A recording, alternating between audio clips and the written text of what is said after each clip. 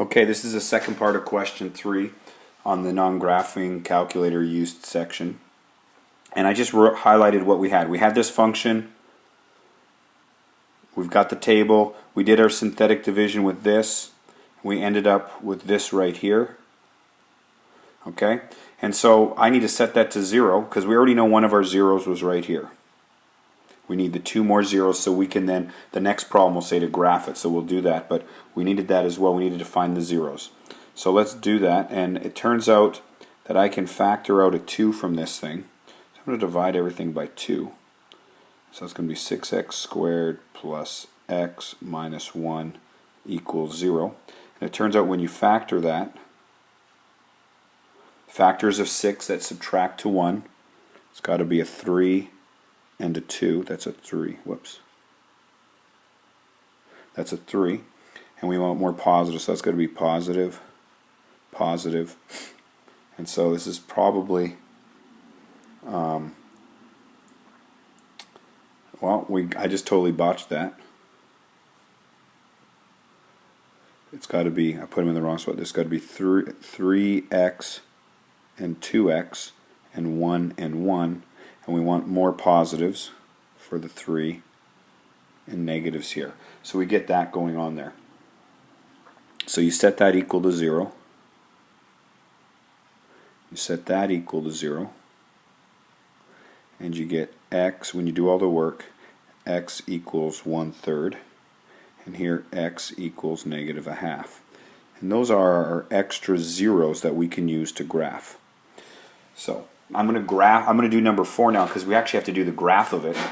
And so I'll do that on the next page. So if you need a break, just take a quick pause. Then you can go to the next part where you have to graph it. But remember, we're going to need those zeros. And we're also going to need to know the things like the end behavior and stuff. So I'm going to do number 4 here right now.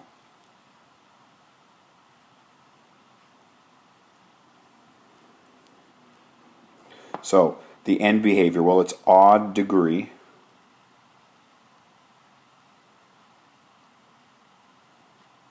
And how do I know that? Because I looked right there. It's odd degree. So that means I have to have different directions. So, and then the leading coefficient's positive. This number here is positive. So that means positive lead coefficient. So that means I'm going to have this kind of behavior like this. It's going to go somehow up. It's going to come up that way, and then it's going to leave. So it's opposite directions. Okay, so I'm going to start low in the y direction and go and increase high at the end. And there's some stuff in between. That's the first thing. We also, don't forget, we had a table. So use it to get some points if you need them. So the table is another source to get some points. So let's go to the next screen. Okay, so we're going to graph this in number 4. There's one other thing I forgot to mention.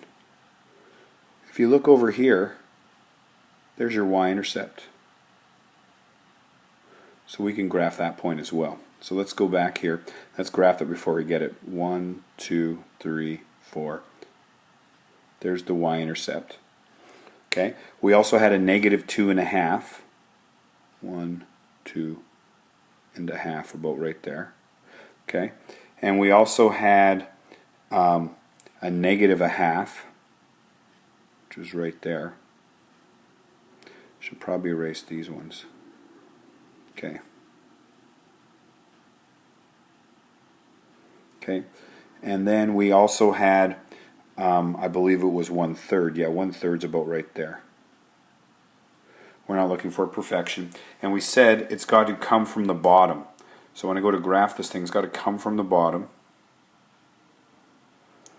And if you actually put some numbers in, if you look at -2, -2 is 21. I don't have any room for it. 21 is way up there. So I'm just going to go like this, and I'm going to pretend it's way up there, and I hit it. Then I'm going to have to come down. If you look at -1, it's 12. I'm not on this screen as well.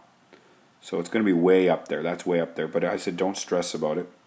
Comes down here, goes like this. And if you look at what's the value of 1 on your table, it's 42. It's way up there. So there's our graph looking like that. And obviously, just to point out, that is too low. Okay, that's way too low. But I didn't care about the. I told you don't worry about the relative mins and maximums. That was a relative maximum. Just kind of sketch it like that, and you'll get the points. So we just finished the second part of number 3, and then also did number 4.